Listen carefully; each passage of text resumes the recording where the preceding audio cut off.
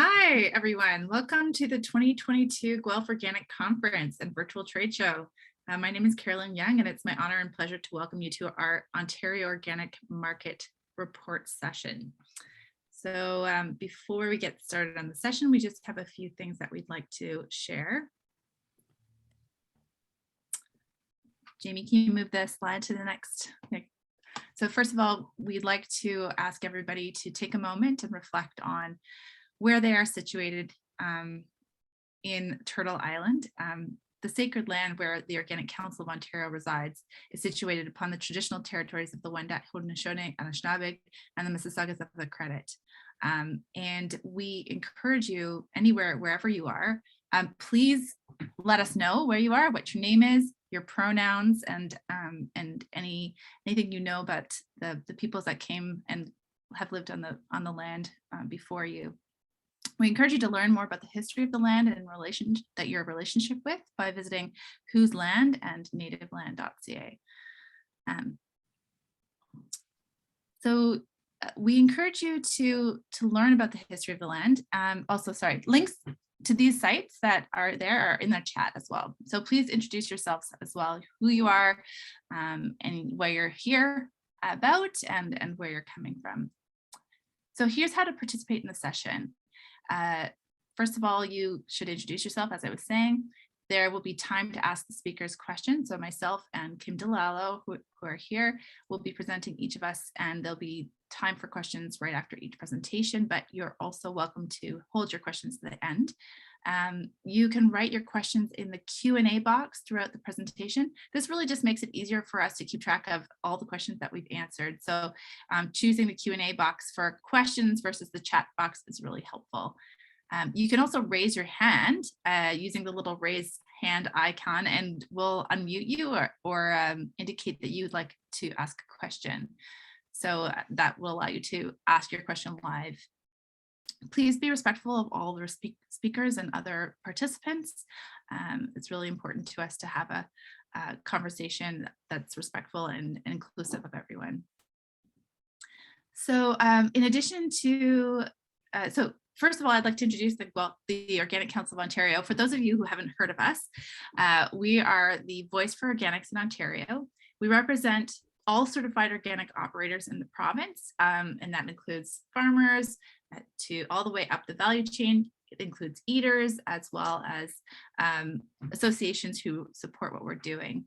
And our vision is for a thriving local organic food system in Ontario, and we advocate for that on behalf of the organic industry. So we do a lot of things. We're connecting people. We do a lot of training and education. As you know, we're also building on data, which you're going to hear about in this presentation. And there's a lot more to mention, but some key things that we'd like to bring to your attention are that we have our AGM coming up on March 31st. So you're very welcome to attend to find out more about what we do. And this presentation, as well as this whole conference, is part of a larger campaign called the Organics Climate Solutions Campaign, which Jamie, who's been doing a lot of the organizing for the conference, has been behind, as well as many other staff at the Organic Council of Ontario. And it really highlights how organic is part of the solution, as well as what we can learn from others. So please take a moment to check out the link in our chat, and you can visit the website to hear about other successes and other projects that we're working on. So we are so fortunate to have these presenters, myself and Kim. So it's not just Kim, really, we're very fortunate to have Kim De Lallo from the Canada Organic Trade Association.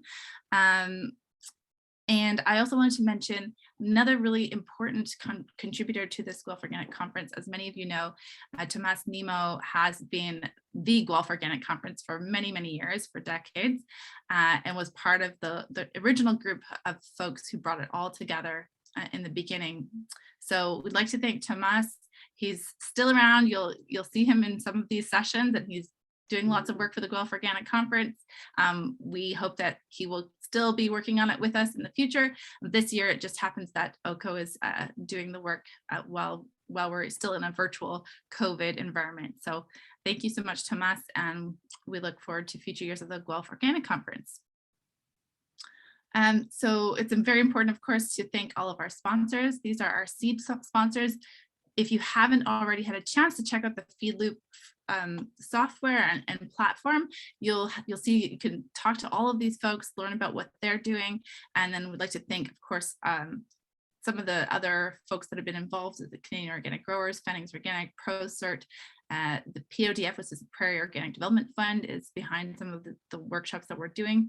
And we are also fortunate to have received funding from the Climate Action and Awareness Fund from the Government of Canada that has helped to support some of our work in this. Also, thank you to Yorkshire Valley Farms and EcoCert Canada and the Canadian Organic Partnership, Agricultural Partnership.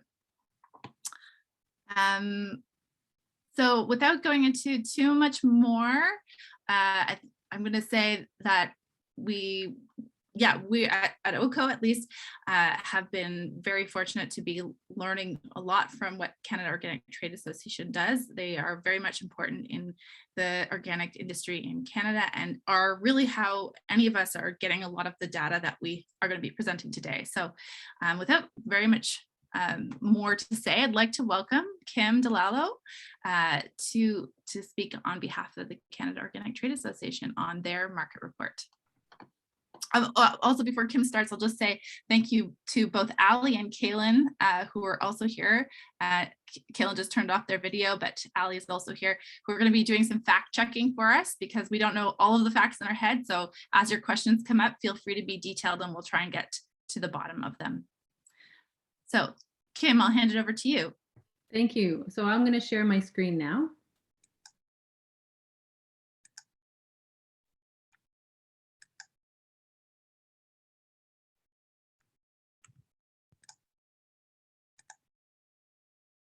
Oh.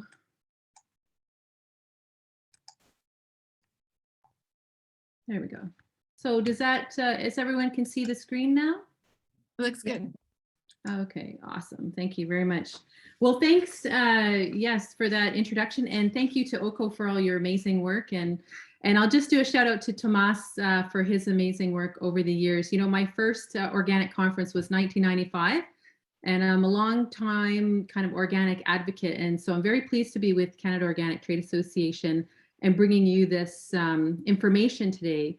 So I think whenever we have, you know, data and research, it always gives the foundation for perspective. And that's the great thing about farming is farming and organics and social change. You know, if we can see the trend lines, if we can see how things are moving along or not moving along, it helps us in our work, in our business planning, etc. So, so there we go. So Canada Organic Trade Association, Carolyn gave you a little bit of an intro on that. We are the federal national body, one of which is looking at all the organic supply chain. So we're a member-based trade association for the organic sector in Canada, and we do represent all points along the supply chain, the organic value chain, from producers all the way out to eaters. I love that word, and thank you, Carolyn, for that. So we do have strategic areas that we work on: market access, which is in part export support funds. We do domestic sort of trade stimulus kind of activities. And market research, that's why we're here today. We do a lot of education and we have a big role in regulatory government relations and so forth. So lots going on here. So today we're talking about this, the Organic Market Report, which we call the Canadian Organic Market Report. It came out in September this year during Organic Week. It is a report that we sell, and it is an expensive report to produce because we purchase data as well as get collaborations from folks. And I'm going to tell you how we actually put the data together. But just to point out that on our website, you can purchase that. Members do receive a nice discount to access the data. It's an over 55-page report and chock-a-block full of details. So we're just going to hit the high points on this presentation today. So how did the data come together? What's the methodology? That kind of thing. So basically, we purchased some data. That's from transactional data from Nielsen or perception data from Leger 360. We do get supplementary sources from our certification bodies. We get Statistics Canada, Agriculture and Agri-Food Canada. So as much data as we can compile, either purchased, voluntarily shared, and so forth. So we're looking at consumer data, which has demographic information in it, motivations to buy exactly, sales data. So you can see specific food categories, non-food sales, and we'll get a little bit into that as we go along. Market share insights, growth rates, and then trade data, which is import and export. So it's a really comprehensive look at that. And I just want to point out that the last one was done in 2017. And some of the data pulls from before that, like there's a comparator to 2012, or there's a comparator actually to 2019. So you'll see that as we go. So just to say, no big surprise in a way that in the organic space, that fruit and veg is the #1. So this is the #1 thing that folks are buying, and you can see these other categories here. With 66% of all Canadians are buying organic during a week. So that is pretty amazing. And once again, when you get into the data, you could see comparators and trends. I don't necessarily have every trend and comparator on these slides, but that's a great statistic, a very high number. I'm not going to point out to every item on this slide, so if something comes up, you can let me know. But I just wanted to point out the fruit and veg. And the next category, of course, is meat and poultry. So I should make an emphasis actually that this data applies to the year 2020. So the first year of our pandemic. And so it was compiled throughout the early part and the summer of 2021. So we're looking at 2020 data. So that's important to say because 23% of all Canadians are buying more than last year. So more than last year means more than 2019. So we did see a surge in grocery store purchases and organic during the pandemic times. So we can see that that's represented here in that statistic. The logo, which is the Canada Organic Regime logo, you can see that there. And Canadians trust that logo. And they know what that logo means. And this is what it means to them, these words: free from the use of pesticides, non-genetically engineered, it has strong standards, it speaks to animal welfare, it's good for the environment, and for some folks, it means it's tastier and healthier.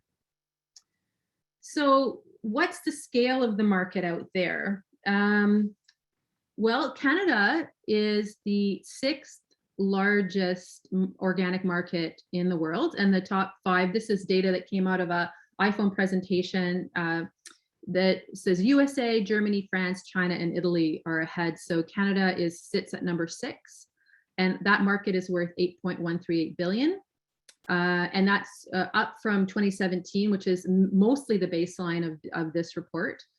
So it's up nearly 15%, which is lovely to see, and very reassuring, and that's great. It's going in the right direction. So what does that mean in terms of market share? Well, organic is about 3.3% of the total market share in Canada. So there's lots of room to grow. So we're going in the right direction. As you can see, market share is going up. And you can see that of that 3.3%, about 80% of that is for the sales of food and beverage, which doesn't include alcohol. And so it's a nice big market and growing.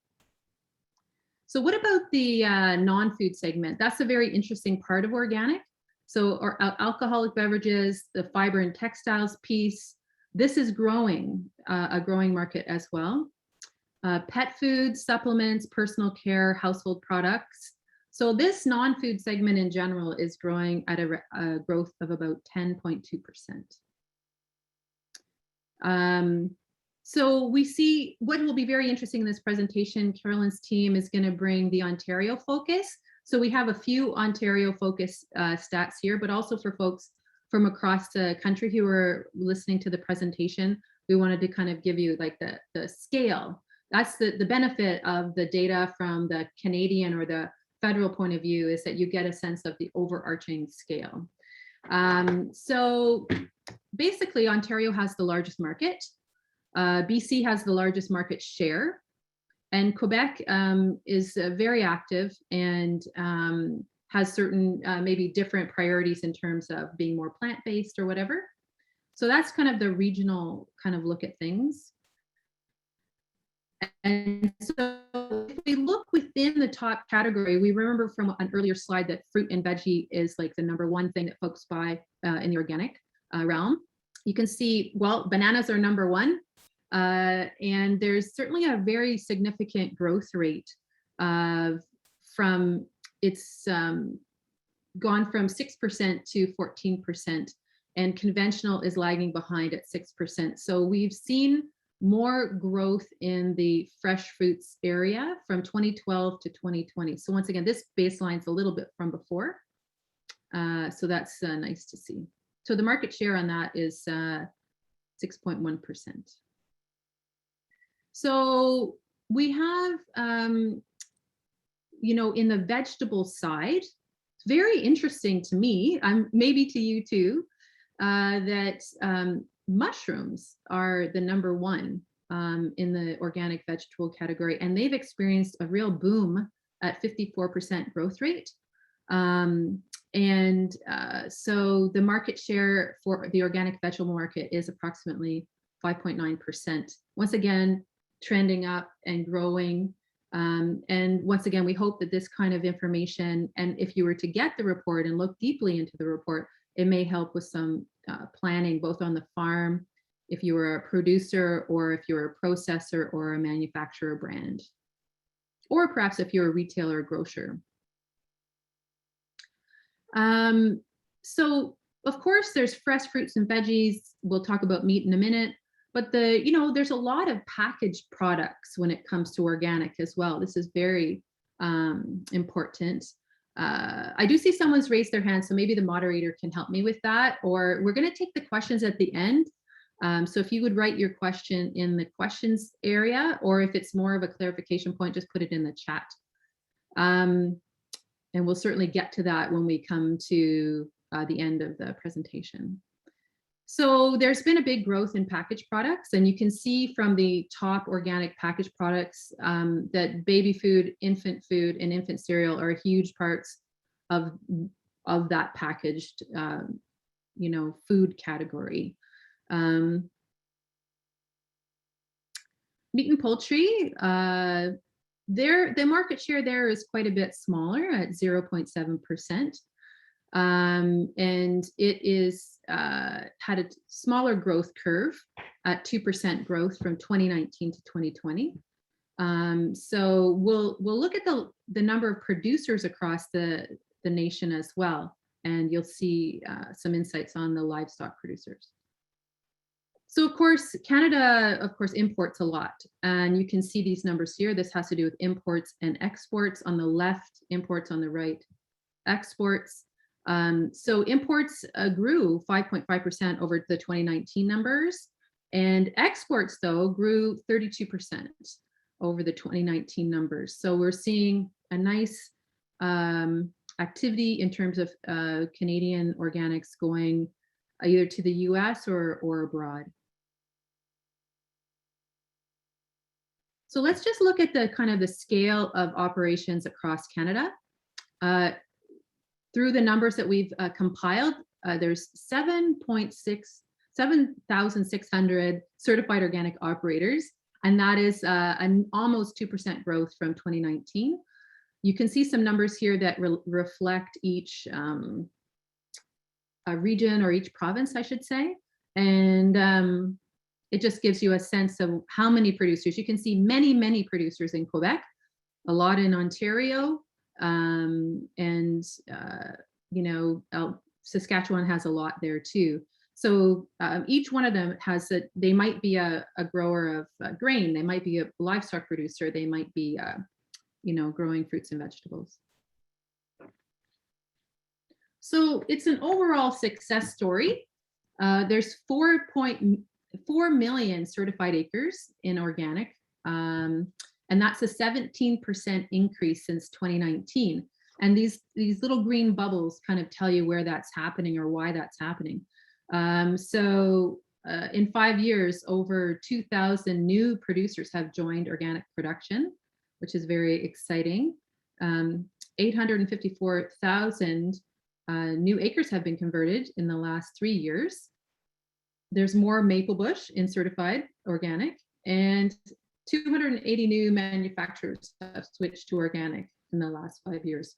So people are seeing it as an opportunity, a business opportunity, beyond all the other externalities and wonderful benefits like mitigating climate change and so forth. It's really growing as an industry, as a business, as a movement. So let's look. So we're keeping in mind that there's 7,600 operations. So of that, there are 5,900 certified producers. And this is a 5.4 increase since 2019. And so that you can kind of see the distribution of those producers across our provinces. In terms of processors, there's 1,800 certified processors, and that's up just a little bit from 2019 at 1.1% increase. And you can see here the distribution of the processors. Once again, Quebec very high in those numbers, Ontario following.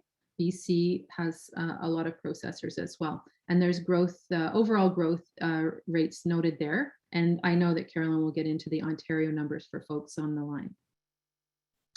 So livestock is the only one where we saw a little tiny decrease. So 799 certified livestock producers, and it declined a little bit, 1.4% since 2019. So Ontario has a few more than others of the livestock area, and you can certainly see that there has been some growth. I mean, maybe some growth in the particulars, but the overall has declined. So just to say, the data collection is very specific. There's lots of detail. There's many months to bring it together. And then, for, let's say, the Ontario report, we do a very big deep dive. And so we coordinate and we work with our consultants to bring this all together for you. So we do want to give you some things that you can download for free off the website. And these are the freebies here, and they're found on our website. And you can certainly check that out there. And but it just gives you some of the overall highlights. So I just wanted to point out that the data is only useful if we apply it. It's a lot of fun to read it and to try to get a sense of the collective size, how much is it trending, and if you are a business planner, whether that be on a farm or a brand that's manufacturing either for domestic consumption or export, you know that that's important. And you also know that it's important to keep things active and develop programs that actually use the data that allow folks to get involved. So I just wanted to point out there's 2 new initiatives through the Canada Organic Trade Association. There's an online organic directory, and these are all in sort of incubator pioneer phases. And there's an organic campus program. And I just wanted to highlight these because I think it's fun to talk about the numbers, but it's also fun to see the application of where we're placing some effort, because we know, for example, demographically, which I didn't speak of in the beginning of the presentation, but those 18 to 24-year-olds known as Gen Z or Centennials are highly motivated around ethical purchasing. They will spend a great deal of their weekly budget on organic or fair trade or something that they deem to have a specific ethical component. So we have decided that it would be a great idea to go where they are. The Organic Campus program is about initiating a sense of sustainability within the campus, but also working in procurement. And we know, for example, that folks need to know not just data, but they need to know where people are. So that's the directory. And it's something that the industry has wanted for years and years. And so we're just pushing ahead. So we're always looking for support on those things. Organic Week, there's where we get a lot of our consumer insights. We work collaboratively on a national celebration with our co-organizers on Organic Week. And we do post, sort of surveys to see if we've moved the needle on the consumer understanding of organic.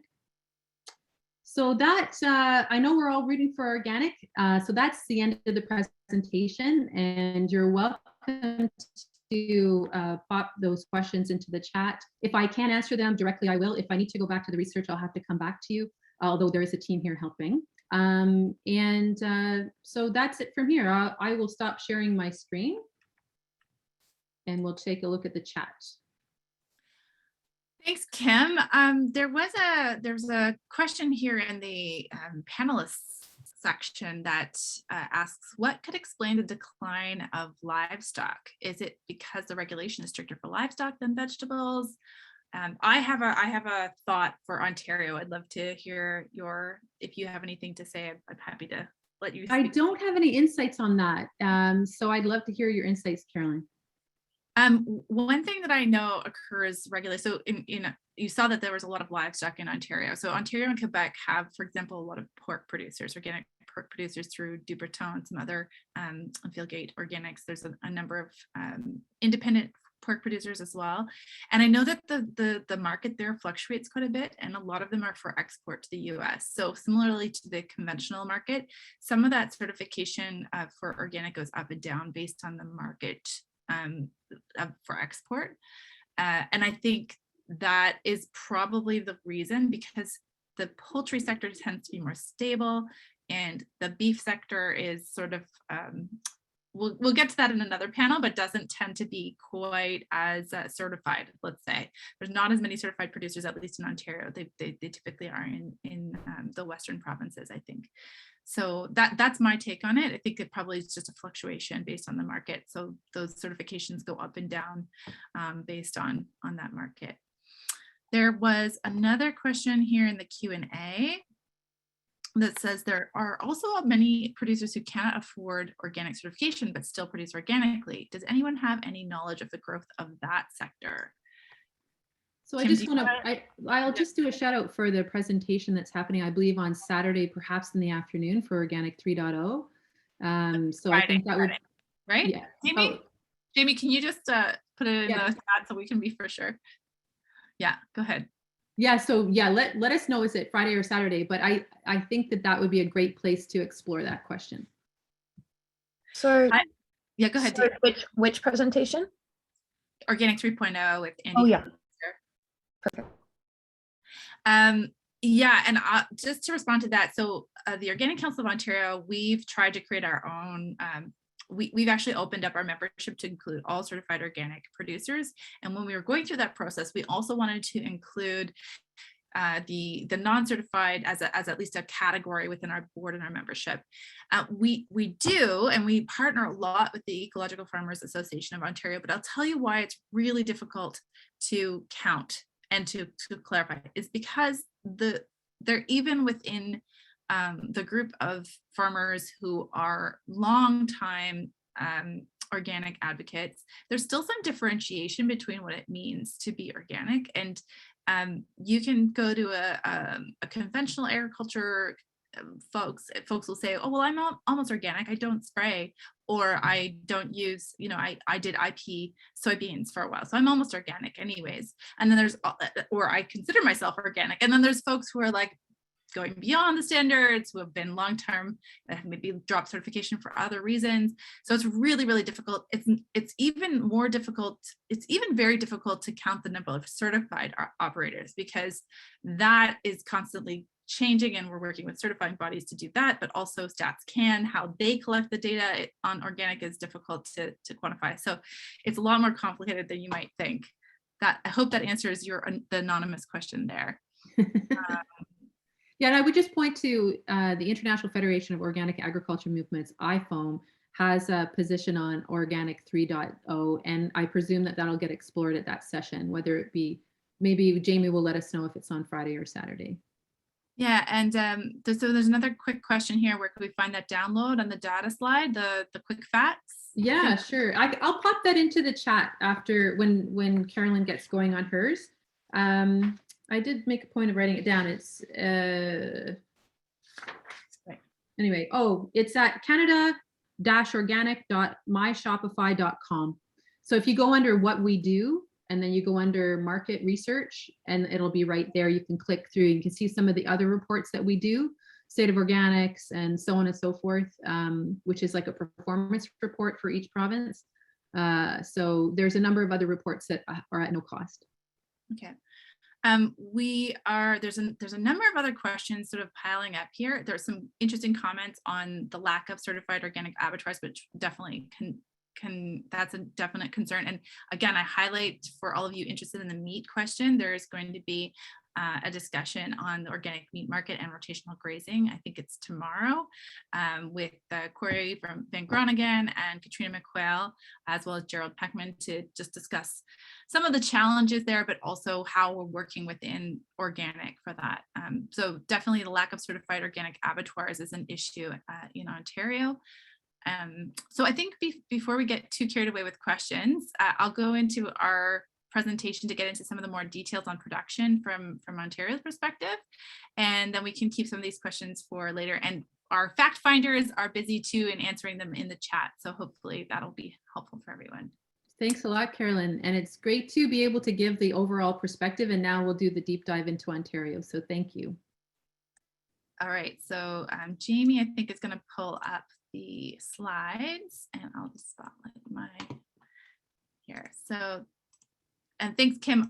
There's so much interesting stuff in the national report, but I haven't actually been able to see it. We pull from that all the time. We also do highlight some of the Ontario facts from that quick facts document in a blog on the OCO website if you're more familiar with our site and you want to go there.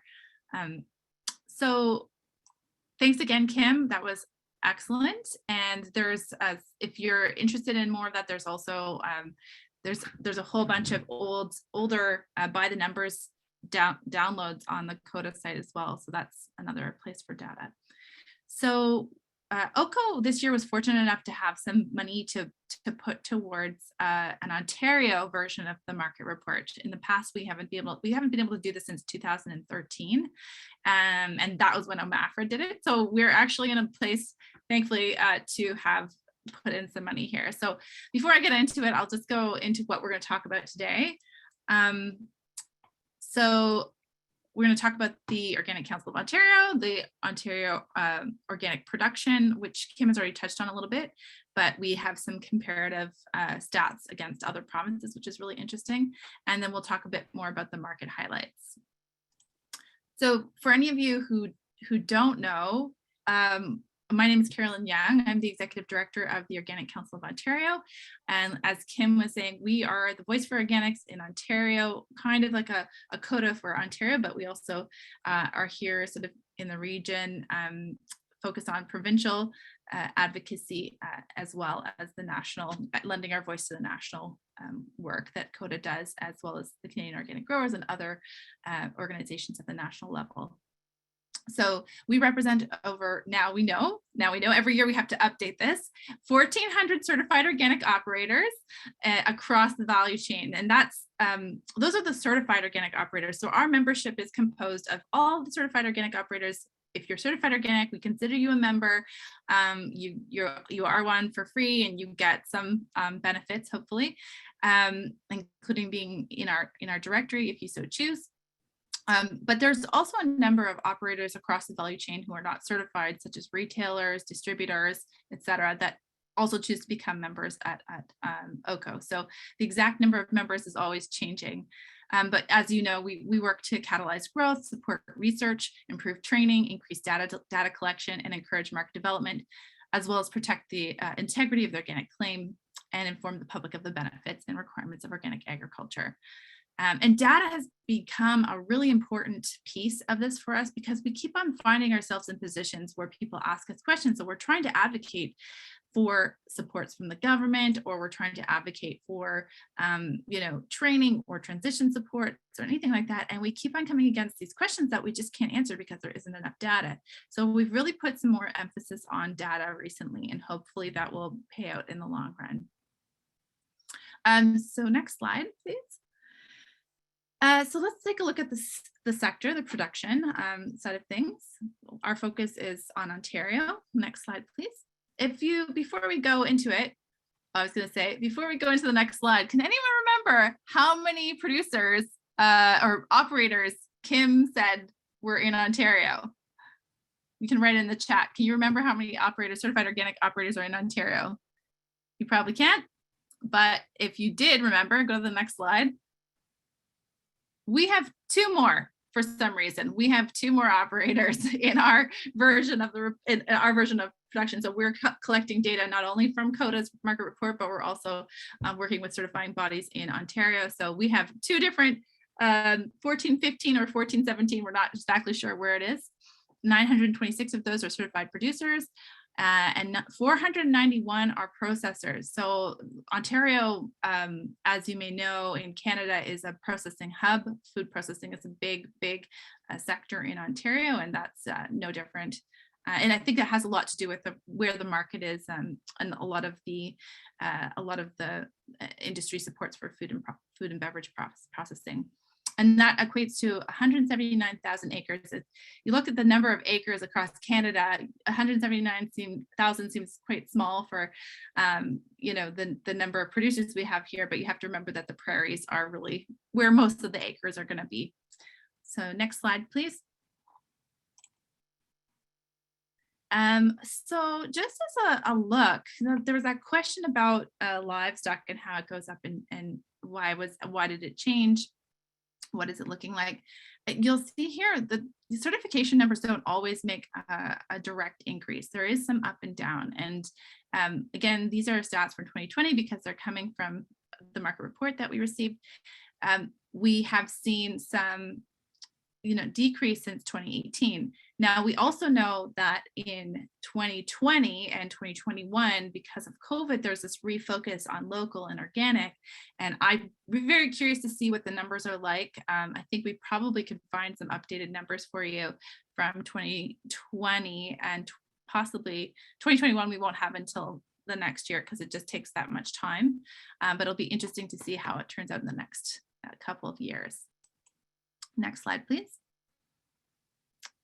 So what does this look like in comparison to other regions? Well, we are all jealous of Quebec. Quebec is always the gold standard, it seems like, in organic agriculture and probably in agriculture in general.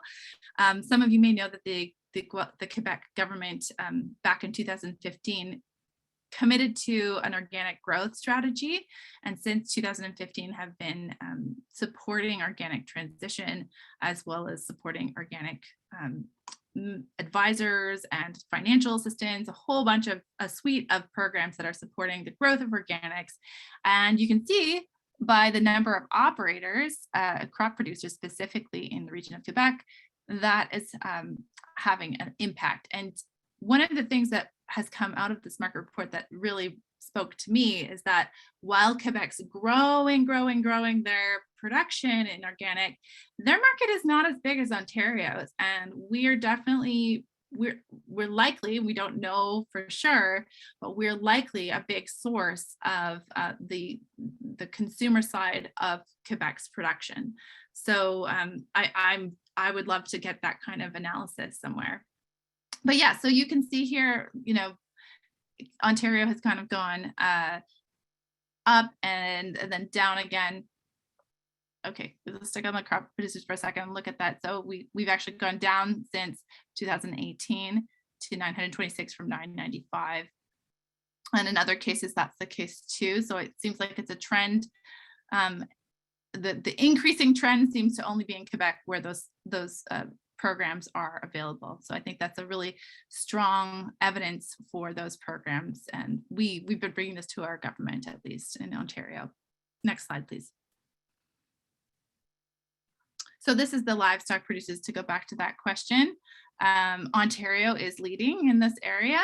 So that's, I think that has to go, if we could have the conventional numbers alongside organic, that's our next hope to do that, to the next goal, to compare where we are in terms of growth compared to conventional. But I think Ontario tends to be a larger production of livestock production. I saw Hugh Martin on the chat. You can put your comments in there too as well on that.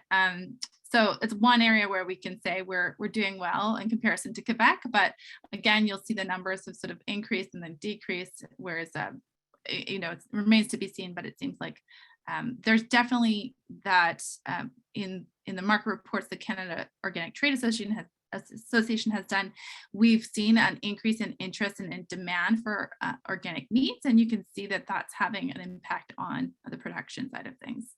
And yeah, Alberta, big jump there too. So that's interesting. Next one.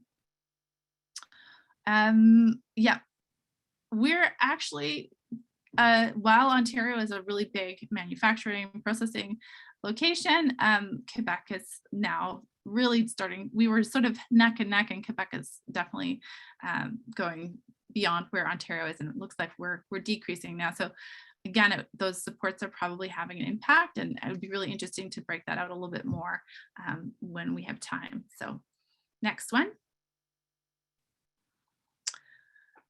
So here's some of the things, the calculations that we've done when we're talking about the need for investment in the organic sector in Ontario. So we know that, for example, Ontario is home to 25% of Canada's total farmers. All farmers are, of all the farmers in Canada, 25% of them are in Ontario, but only 16% of Canada's organic farms are in Ontario.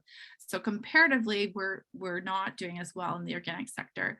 But in comparison, Quebec is home to 15% of Canada's total farmers, but contains 44% of Canada's organic farms. So again, they're far outstripping Ontario in terms of the production capacity. Ontario accounts for only 4.5% of all organic acres in Canada, despite having the largest consumer market. And in comparison, Quebec accounts for 14.25% of Canada's organic acres. So we just want to show how far behind we are to Quebec in every way. Of tracked organic trade across Canada, Ontario has the highest organic import volume and the highest import rate per capita.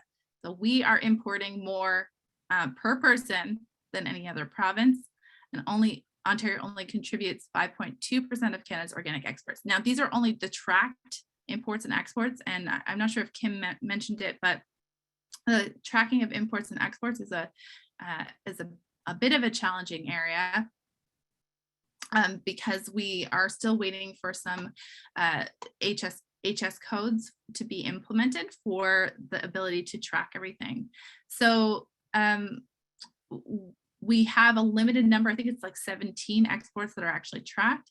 And I think it's something like 60 something, fill me in there, Ali, on how many imports we actually track. Catch up here on the chat. Next slide, please. I think that there's some of the answers are in the next slide anyways. Okay, so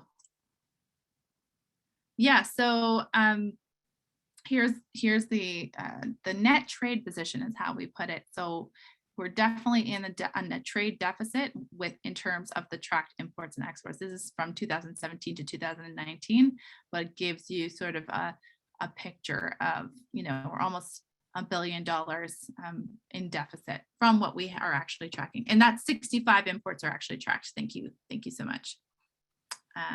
Okay, on to the market side. Next slide, please, of everything. So that was sort of the production side. Maybe I'll just go and see, were there any like, maybe Ali or Killen, you can highlight unmute yourself for a second. Were there any like big production related questions that we should answer while we can? We do have someone who is asking whether there are any subsidies from the Ontario government for organic producers, and I am uncertain.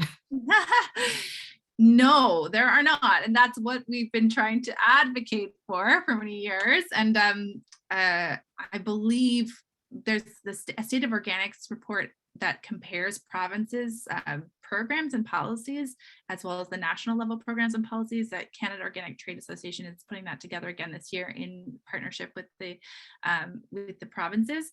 That'll be coming out soon, and that will kind of highlight how we're all doing in terms of government support. And we've, as an association, been able to access some funding from the government, absolutely. And so we are very grateful for that. There's no sort of individual farmer specific to organic supports. And I think that's true for a lot of provinces. Quebec is very much an anomaly in that regard.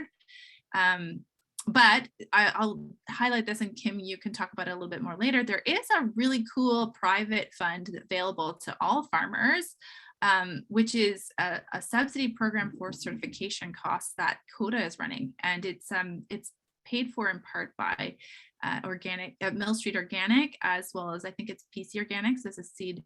Maybe Kim, you can fill me in there on the name of it again. Yeah, it's Seeds of Change. Seeds of Change, yes. So, and the program is called the Support Organic Change Fund. And so we're funneling those funds, and we have an administrative process to help support the costs of certification. And so this could mean a conventional farmer that's going to move into organic, or it could be an organic farmer that's bringing in more land. And we've just recently allowed for if you're expanding livestock as well. I understand that that's also being approved. So yeah, we're really, really happy about that program, and it's made a nice impact, and thanks to Mill Street and Seeds of Change. Yeah. I'm sorry, we've been trying to highlight that program as much as possible too, because I think a lot of farmers are not aware of it. And we definitely hear a lot about costs of certification and the paperwork involved. And so we want to say, like, costs here, have this money, it'll help you. So overcome that barrier for sure.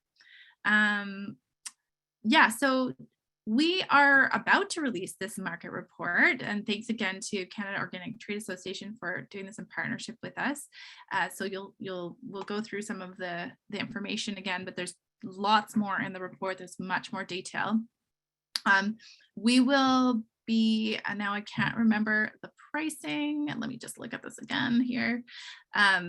So there's definitely going to be, we're going to be publishing this report, and it's be available to folks soon, I think in early February. But it's definitely going to be something that you have to pay for, but it's not a lot of money, let's say. It's quite accessible, and there's a significant discount for our supporting and basic members. So we got your backs. Can anyone fill in the details on how much that's going to be on that? Because I know we have the pricing already figured out. So next slide, please. Ontario organic consumers. Who buys organic? Well, we know Ontario. So I am a new mom. I'm the mother of a toddler, and I participated in a couple of forums online on Facebook. And I definitely know that new moms and new parents are definitely big supporters of organic. But one of the interesting things that came out of this report was that Ontario has the highest number of organic shoppers in Canada, 71%. And organic shoppers tend to be younger, educated, have children. We know that. But it's a broadening demographic. So it's definitely including all genders, ages, income levels, and education. And that's broadening. But one of the really cool things is that Ontario is, like we said, while production in Quebec is really high, Ontario's consumption is much higher. So yeah, our average of heavy buyers is higher. So we'll get into that in a second. So next slide, please. So Ontario has a higher than average proportion, 22% of heavy buyers. So I believe heavy buyers means, yes, 25 to 100%. Medium buyers is 10 to 24%, and light buyers is 1 to 9%. So our versus when compared to Canada, we have a higher percentage of the heavy buyers, which is a good thing, I think. That's where all those imports are going towards. Next slide, please. And Ontarians spend 24% of their food budget on organic, the highest of any region. So we're buying more products, and we're spending more. That all makes sense. We've also seen a 15% purchased more, 15% of Ontarians purchased more organic products during 2020, which is the COVID-19 pandemic or first year, than in previous years. So that I think we're going to see that impact in the production levels in future years. So here's the mean percentage of weekly food budgets. If you look closely, just go back to that for a second. You'll see that Ontario's it's gone up since 2017, and that's the case in most provinces. But it's definitely getting to the level where Quebec was the previous year, or in previous years, which is interesting. So we're kind of catching up to consumption rates in Quebec. Next slide, please. So Ontario organic consumers, which products do they buy? Again, fruit and vegetables. I mean, we know this. I think it's just people think about being healthy and they want fruits and vegetables, and organic and healthy is kind of combined together. So fruit and vegetables are the top. They're also easy, as others have mentioned, an easier thing for producers to certify as organic than in some other categories. 97% of organic shoppers in Ontario buy organic fruit and vegetables. It's also the fastest growing category. 24% of organic shoppers in Ontario purchased more in 2020 than 2019. And I thought it was really cool that the mushrooms are a high category. Again, I think that that's in part because of the production differential not being as big as in some areas. So it's not as hard to grow organic mushrooms as in some production value chains. So we're going to come to a poll here soon. So get ready. I've given you a whole bunch of stats, but we're going to ask you some questions. So hopefully soon you'll hear more about it. You'll get a chance to put in some guesses here. But so the next slide, please. So like most Canadians, the majority of Ontario organic shoppers buy organic at regular grocery stores and at mass retailers like Walmart and Costco. But you'll see that the rate of online retailers, and this is in 2020, so it's probably gone up since then, is higher than the rest of Canada. So we are a big online retailer purchaser in Ontario. And interestingly enough, because I think this used to be different, 32% of direct from farmers in Canada versus 23% in Ontario. So we're low, we have a lower number of purchasers from direct from farmers. Now this is certified organic. So I'm curious if we were able to count the number of non-certified organic in Ontario, how this would change, because we definitely have some stats on that somewhere and I have to pull it up. But because the Ontario market is so big, that affords, and there isn't yet a regulation in Ontario around being certified organic, there's definitely a lot of direct to consumer producers who are not certified organic because it doesn't make sense for their business model, but also potentially because they don't need to. And I've definitely seen some farmers market stalls who are not certified organic, and if you ask them, they're not certified organic, and they're not organic for all of their products. Maybe they say one thing they don't spray. So direct to farm sales, if you included all of the producers who actually consider themselves organic, might be a lot higher in Ontario, but in other provinces, it's a bit more enforced, let's say. And yeah, so let's leave it at that.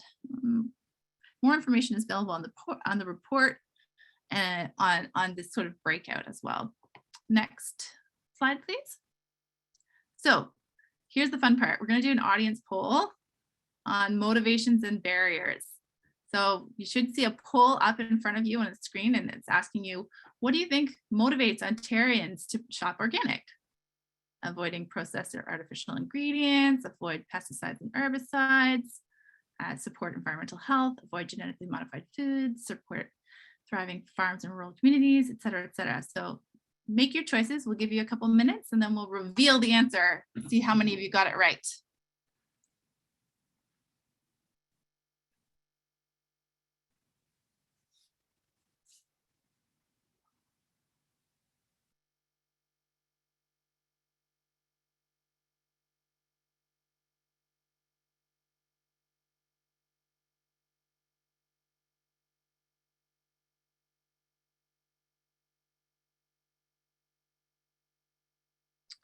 Okay, I'm gonna give you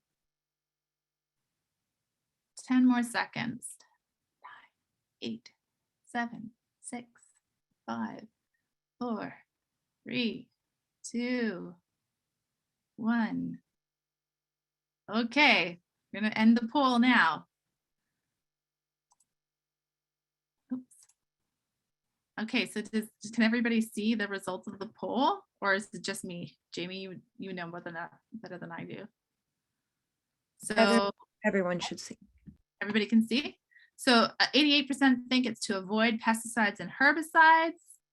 So that was the biggest one. And then the next one in line was to avoid genetically modified foods. And the third one, I think, was avoid processed and artificial ingredients. So let's reveal the next slide. The top motivations were avoiding processed or artificial ingredients and avoiding pesticides and other chemicals and supporting environmental health. So that actually showed up lower on our poll. So that was a big motivation. And the top barriers were cost or it's too expensive, and local food is as good or better, 27%. Not a lot of people said that. In fact, I think I know that certified organic actually rates higher than local for most Ontarians in terms of public trust. Okay, next slide, please. Okay, am I getting a little bit too out of time here? I don't know how long I've been going on for. Total organic sales are growing in tandem. So this is a slide, and I will apologize to Ali, where it's like, why does it matter to us whether our sales are growing in tandem with our population? What does that make in terms of the difference? But if you look at this chart, it does help you understand that actually, while it sounds like we're doing really well in terms of our consumption, and our market is growing more in pace with our population. When you look at other provinces, the share of the national population is much higher than their actual. So the market share, let's see, for example, Quebec has a higher share of national population, but a lower share of market share. We know that they're not doing as well in terms of consumption. But BC, is that a big surprise? I'm not sure. BC has a higher share of organic market share than population, and Alberta does as well, which is interesting. Whereas Ontario is kind of neutral in that regard. Next slide, please. So I'm just trying to catch up with my notes here. Okay. So again, there's some interesting differences in Ontario versus Canada. We see an 18.9% growth rate, compound growth rate in prepackaged grocery products, and a 24.2% compound annual growth rate in prepackaged salad grains. That's a big area. That's I think that's in Ontario specifically. So those are two kind of areas of big growth. So when we talk about fruits and vegetables, this kind of breaks it out a little bit more. But prepackaged grocery products, that makes a lot of sense to me if you're a new parent as well, like you're looking for time saving. And the more we grow our organic sector, the more we're able to offer these kinds of products, when before we didn't have that available to us. So there's a lot of growth in that sector. Fresh produce growing 24%. The overall impact of growth in the fresh category was followed by a similar important growth in prepackaged organic products. That's what I was talking about. Okay. Just want to make sure I'm catching all the points here. Okay, next slide. Total tracked organic products. I think this is, again, similar to, in terms of market share, similar to Canada. We had we're up to 3.4%, which is a significant increase, 31% increase since 2017. And I think it's starting to penetrate into this idea of us being really niche. I think once you're starting to see this kind of growth over the short term, there's definitely a projection that it will be much higher in the longer term. Next slide. Oh, there was an exception to that growth in terms of market share, and higher organic market share in the meat poultry and seafood category than the national average in Ontario. So that's important to know. And that might just because that it's possible that there's more availability of organic meat products because we have more organic livestock producers. Who knows? Maybe someone else can speculate on that. Hugh, do you have any thoughts? Okay, next, this one is the fruit and vegetable. I think, sorry, where were we at here? So fruit and vegetables, again, high number of sales. Milk is the top performer in dairy and eggs in Ontario. None of this is very surprising. Baby food for packaged goods, fresh meat, poultry, and seafood. It's interesting that it's fresh, not frozen. I think there's a real resurgence of sort of butchers. I don't know if that has anything to do with that. And then coffee, roast and ground. I feel like these categories have been around for a while, but the area that has seen the most growth is the meat and poultry side of things. Next slide, please. And I know there's more notes in my slides here that Ali has put lots of time and effort into, and I apologize, but I feel like we're running out of time. So I'm gonna keep on going here. Again, in terms of top performers by sales growth, juices and drinks are a big one. I think in the past we're getting better access to certified organic fruits. So that's maybe why the juice is growing so much now, is that there's more availability of the raw product. Fruits, frozen fruits is an area that's growth. I know there's also Bondwell has been a big supporter of organic growth in both Quebec and Ontario. So those frozen organic vegetables and fruits are growing, probably because there's a strong demand. Yeah, cooking oils is an area that I think could really see more growth too. Okay, milk remains the largest sales category segment in Ontario after fresh produce. The #1 position of milk is unique to Ontario. In most regions, sales in this category come behind roasted coffee and baby food. In Ontario, all top grocery products have a positive growth between 2017 and 2020. So all grocery products are seeing growth. Next slide. Yay, another poll. Okay. Jamie, you want to pull up the poll? Ontario organic imports. What are the top 3 imports in Ontario, do you think? Unroasted coffee, bananas, and olive oil, blueberries, bananas, and strawberries, roasted coffee, spinach, strawberries, and lettuce.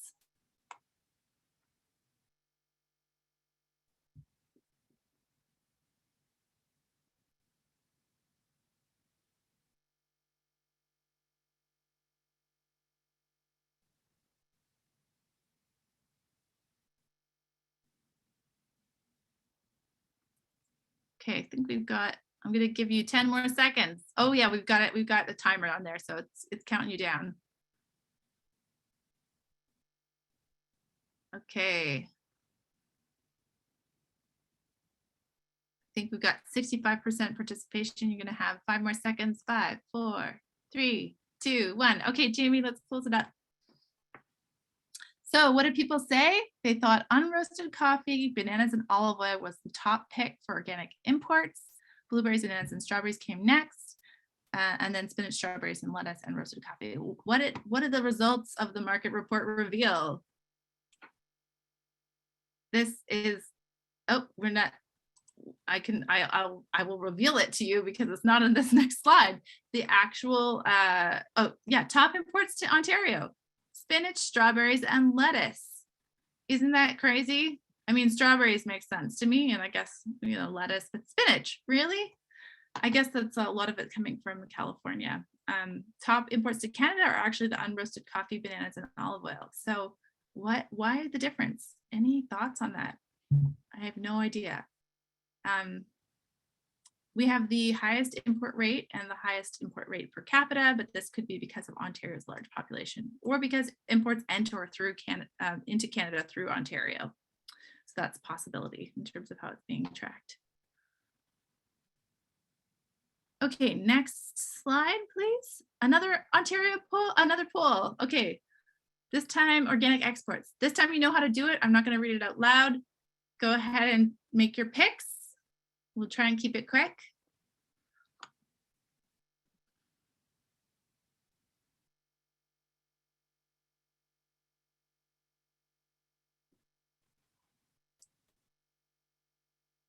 see somebody raising their hand.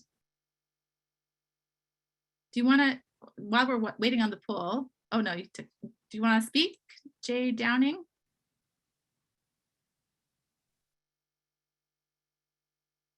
You're unmuted if you want to say something while we're doing the poll. Oh, Sorry about that. I No, no. can't see the poll. oh, okay. We'll see if we can help you out with it. Well, how about I just tell you what it is, so then you can you can guess yourself, okay? Sure. The options are maple syrup, soybeans, greenhouse tomatoes, soybeans, roasted coffee and corn, maple syrup, roasted coffee and greenhouse tomatoes, or roasted coffee, red spring wheat and corn. So many different options there. Sorry. No Thank problem. you. Okay, so we're going to reveal the results. Everybody thought it was maple syrup, soybeans, and greenhouse tomatoes. This, I think, was a trick question that Allie made up. Allie, next slide, please. Actually, they're all part of the top. So 17 products, mainly field crops and fresh produce. Roasted coffee is the only processed and prepackaged item included in our exports. Exports from Ontario account for 5.2% of national total. We talked about that earlier. Top exports from Ontario: soybeans, roasted coffee, and corn. Sorry, it wasn't a trick question. Soybeans, roasted coffee, and corn, or was it? Now I'm confused. Yes, it wasn't. So some of you chose that, but yeah, soybeans, roasted coffee, and corn are the top ones. I think soybeans are a big one, although this year I'm not sure how many exports are coming out of Ontario. Next slide, please. Okay, phew, thank goodness. I'm ready. I'm ready to not talk anymore. So I would love to open up the conversation to questions and comments. I know we have some really some folks on here can help elaborate or explain some of the trends that we're seeing, and we'd love to hear from you as well. So let's start by going through. There's lots of discussion here in the chat. I'm going to open it up to Allie and Kaylin to point me in the direction of questions, so that I know, because you've been following this along a bit better. And Kim, please do come back up here so we can start asking and answering questions on the national level too. Allie and Kaylin, do you want to highlight any specific questions? Yeah, I think Kaylin's been doing a great job of answering a lot of the questions that have been coming up in the chat. But yeah, Kaylin, were there any that you didn't answer? Oh gosh, Well, I'm trying. There is one. It was in the chat and I have lost it slightly because then more messages came in. Oh, here it is. Dr. Abdallah here was wondering whether there was any governmental support or payment per hectare for the inspection and certification cost for the newcomers or for comers from the associations. And I don't know what he means by the latter part. My understanding is that this is not the case here, but it is in the US and it's something that we're pushing for here. Correct me if I'm wrong. Yeah, I don't know if we're so the way that it works in Quebec is some of it's by hectare payment. It's so the Quebec program is an example where the payment is for production. So the idea being that the transition support exists to when a producer goes through wants to become certified organic, they have to have at least 3 years where their production is not using any prohibited substances. So it doesn't have to be certified organic, but they can't be using any prohibited substances. And during that time, they don't get an organic premium. So the Quebec government has actually come up with a schema for payment with a maximum that is based on production. So it's it's not for certification costs, it's actually for that difference between the organic premium and the amount that you would get and the crop losses that you get during that 3-year difference. And I'm sure like Hugh might be able to answer this question. I know some of the prices there, but I'd have to look them up. What exists in the States and has existed in some of the provinces that COTA is kind of filling the gap for right now is the matching of certification costs. So I think New Brunswick and Nova Scotia for a while would match like 75% of your certification costs. In some cases, they'll continue to do that for a certain amount of time to cover the certification costs beyond the 3-year transition or the first couple of years. I believe the COTA program is only for a first couple of years. And likewise, the Quebec program that pays that difference between the organic premium and the conventional price is for the last year of pre-certification and the first year of certification, I believe. I hope that answers your question to some degree. So there is a per hectare element to the Quebec version, but the certification subsidies that usually are based on a flat fee. They're not by production level. There's some great comments and questions in here that have already been answered too that I'd love to highlight, and I just can't keep track of them all. So Kaylin or Ali, were there any things that you wanted to highlight that have come up already?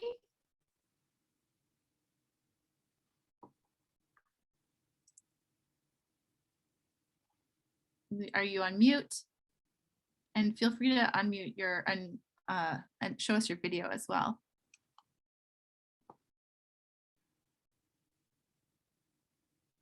I'm just looking back through some questions that have been answered here to see if there's anything that would be good to share with the group. There was early on lots of questions about livestock and some questions about organic price premium and why that's the case and what it is for different product categories. So if you want to talk at all about that. Sure. Can you point me to anyone? So we know, for example, right now, the price premium for organic changes from year to year. Just as a completely, it's based to some degree on the market demand.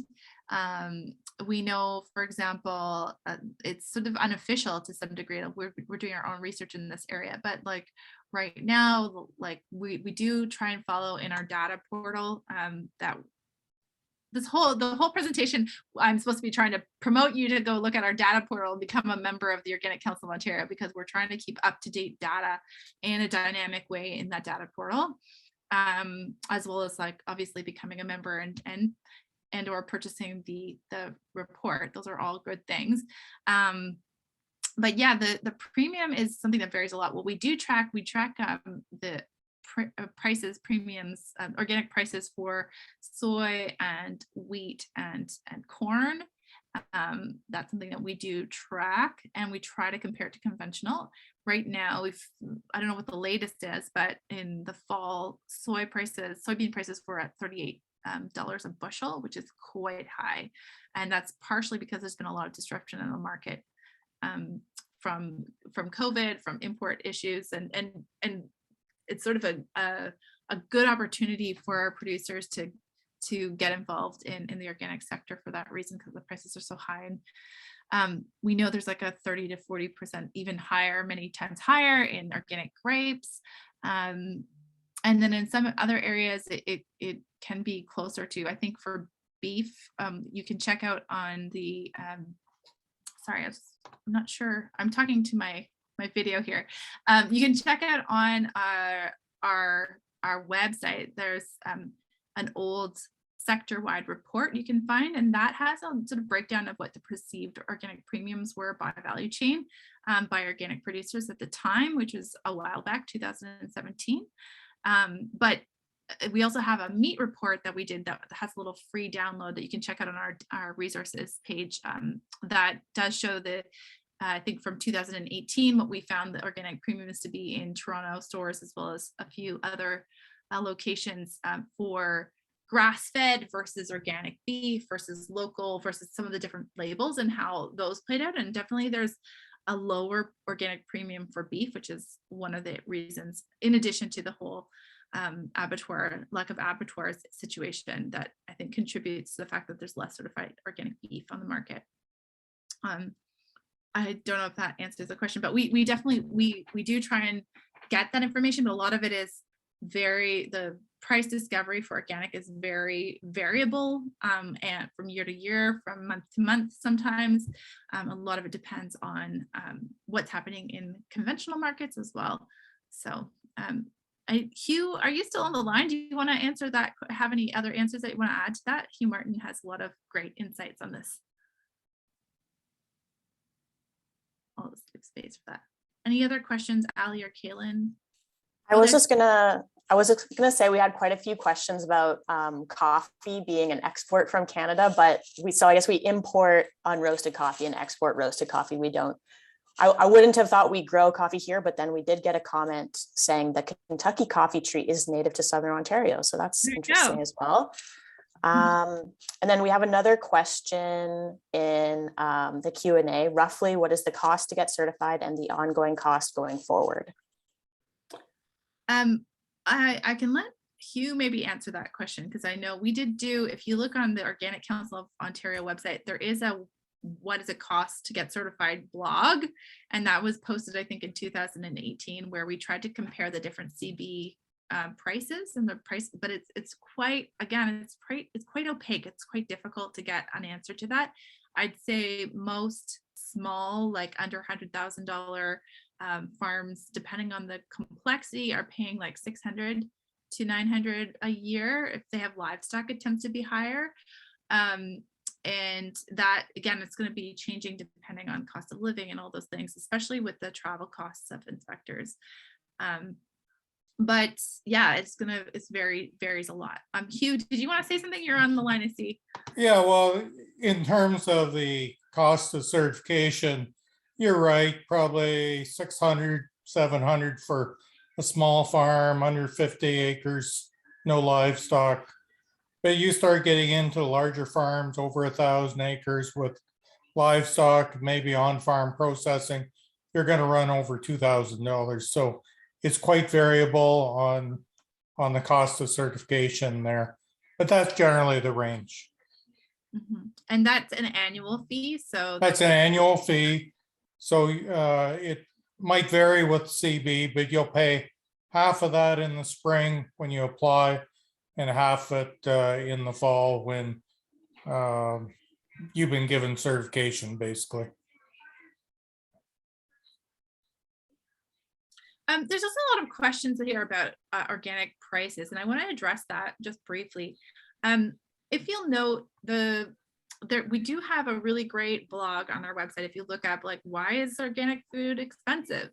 And it kind of goes through some of those issues. So keep in mind that most farmers in general in Ontario many of them are struggling. So it's not like farmers are racking in the dough most of the time, with the exception of our, and again, not racking in the dough, but like this is supply managed system where we have dairy and poultry, et cetera, covered by a quota system. Those farmers tend to do a little bit better in terms of their livelihoods, but for the most part, farmers are not, some people would argue that in general, farmers are not making enough money to sustain our food security in the long run. So that point being put aside, a lot of the requirements are for organic agriculture that we put out, like, for example, we want better animal welfare standards. We want to see less chemicals used in our agricultural production. We want to make sure that there's, we want to see better, fewer preservatives in our food. All of these things, those are what you would call, some of them become externalized costs in the normal agri-food system. So, when you are applying a chemical, you have less labor costs potentially, or you don't have to do as many passes with your cultivation mechanism, or you might not have to have as complex a management system. But the costs end up being on the public, right? Those costs of the impacts of those uses of pesticides can have problems for our pollinators. They can have problems for biodiversity, et cetera. So some people would argue that the cost of organic food is really just internalizing some of those public costs. But on top of that, there's a lot of things that have to do with the demand for organic versus the supply. And our supply, as you can see, is lagging behind demand globally, not just in Ontario. So that demand is really pulling the price to be higher on many levels. And then there's another couple things that I should mention. It really has very, very little to do with the certification costs and more to do with infrastructure, and the small amount of organic production that's happening. It means that there's greater distances that have to happen. There's more learning curve happening. There's maybe some yield losses and things like that that contribute to the price. So I hope that that answers some of the questions about the pricing of organic foods. And please feel free to take a look at our blog post on the subject. Yes, I just wanted to salute Carolyn on that answer. It was very comprehensive. And so all those components, I agree. So the externalities is a really big part of it. And, you know, we often, when we get into this conference, I think there's a baseline understanding that, you know, there's a climate crisis on us and that organic is a mitigating factor. And sometimes we don't talk enough about that. But yes, all of the methods of production they're much more internalized in the organic system. So thank you for bringing that point up so clearly. Kim, do you want to answer any? So don't turn off your video because then I think you're not around. Keep your video up so we know that you're here. If there's anyone else, other questions for Kim. There is another question about, please, it is Saturday, January 29th is the regenerative organic certification discussion. There was a question about Organic 3.0 and regenerative organic certification. So that's happening on the 29th. Okay, from 2:30 to 4 p.m. Eastern time. How are we doing for time right now? We're just about wrapping up here. We have about 9 more minutes. Were there any further questions that we need to answer? One just came in there in the Q&A. Do you think, for Mike T, do you think if we use the percent of organic producers as a percent of the ag budgets, we could pay for all certification from that budget? That's a really good question. We did a calculation like this at OCO a few years back where we tried to look at if 1% of the budget were to go to this. I can't tell you. This response to your question is I don't know, but I certainly, if you do try to pull out 2 to 3% of the ag budget in general, it's a lot more than what we've calculated we're receiving at this point in time.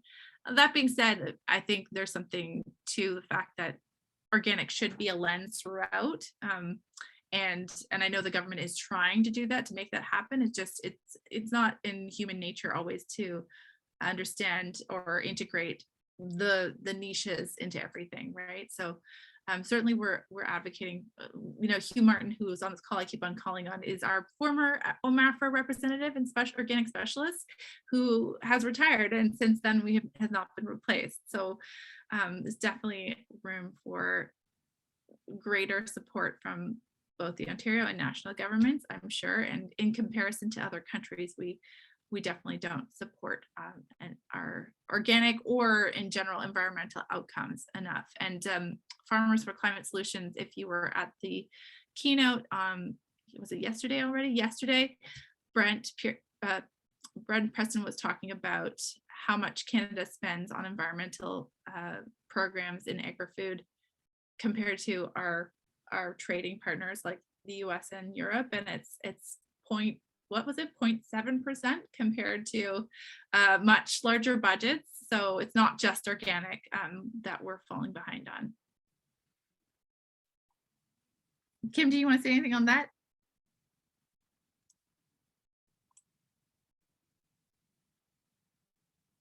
Oh, you're muted, Kim, sorry. Thank you.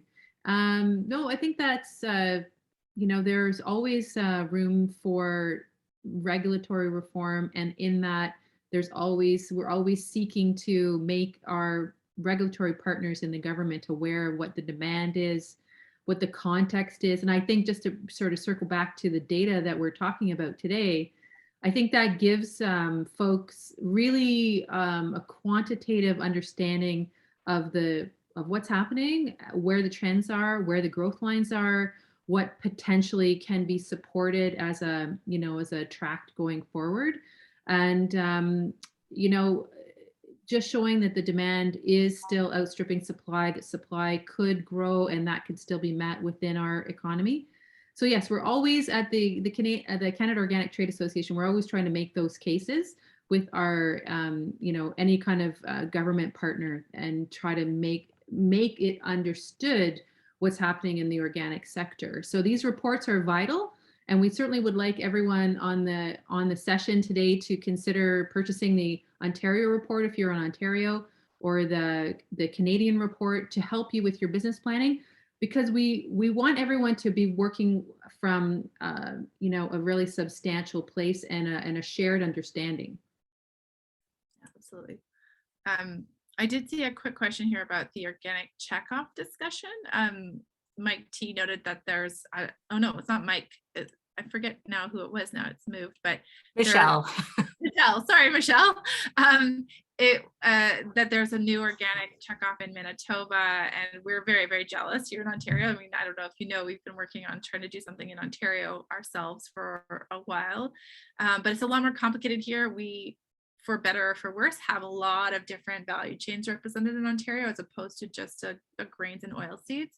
And so that makes things a lot more complicated. And I know that there is some interest at the national level to continue a funding discussion that looks at a possible checkoff as well. Here in Ontario, what we've decided to do is focus our efforts on building association partnerships and memberships with commodity organizations. So we won't get into that anymore here, but just trying to build bridges and relationships with the commodity organizations who do receive checkoff dollars from organic producers, and see if there's ways that we can partner to make the best value of those monies.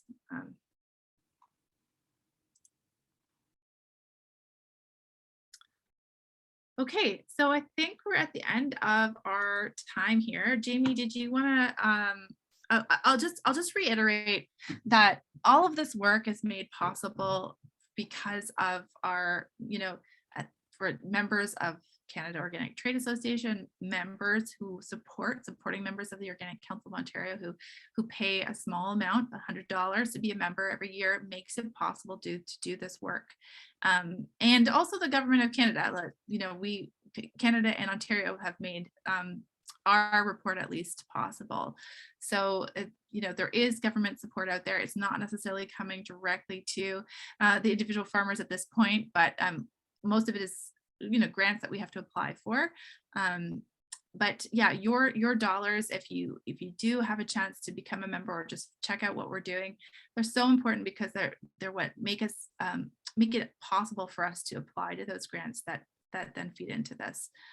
We're very busy this week. Actually, while we're running the Guelph Organic Conference, we're also applying to 2 grants at the same time to try and boost our efforts in the future. So a couple other things to mention. Jamie has just posted a link in the chat to give us your feedback on the session. We'd love to hear from you. We just talk at the computer, so we don't really know how people are enjoying things. So really appreciate your feedback. And a couple other things to just mention quickly. We hope to see you at some other sessions.